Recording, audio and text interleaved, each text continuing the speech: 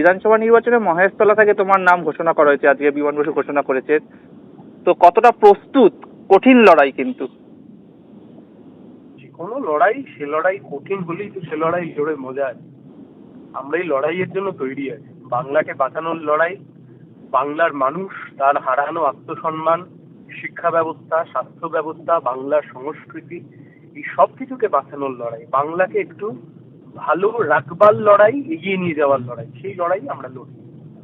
2021 বিধানসভা নির্বাচনে সেখানে বিজেপি দ্বিতীয় স্থানে, অনেকটা কমে কিন্তু তোমরা তৃতীয় স্থানে ভোট সংখ্যা নিরিখে। সেখান থেকে মানে মানে কতটা এগিয়ে আসতে পারবে, মানে ভোটের দিক থেকে তোমরা কতটা লড়াই দিতে পারবে কি মনে হয়, তৃতীয় স্থান থেকে প্রথম স্থান হওয়ার লড়াই?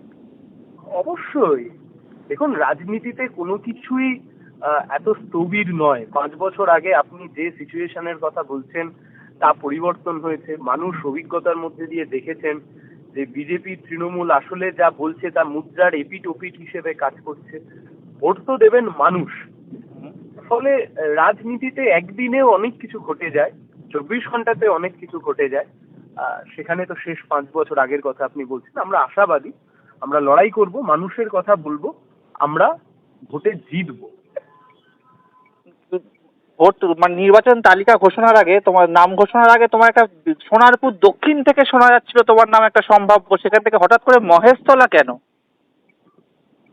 আপনারা মিডিয়ার কর্মীরা, আপনারা কখনো সোনারপুর দক্ষিণ, নন্দীগ্রাম, কখনো ইত্যাদি ইত্যাদি অনেক কিছুই বলেছেন। এটা মিডিয়া নিজের মতো করে দেখানোর চেষ্টা করেছি। এর সাথে পার্টির খুব বিশেষ ধারণা আছে বলে মনে হয় না।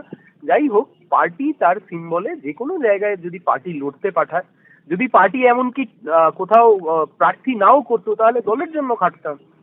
এটা কোথায় প্রার্থী কে কোথায় হলো বিষয়টা সেটা নয়, বিষয়টা হচ্ছে এটাই, তৃণমূল বিজেপি দুজনকেই হারাতে হবে।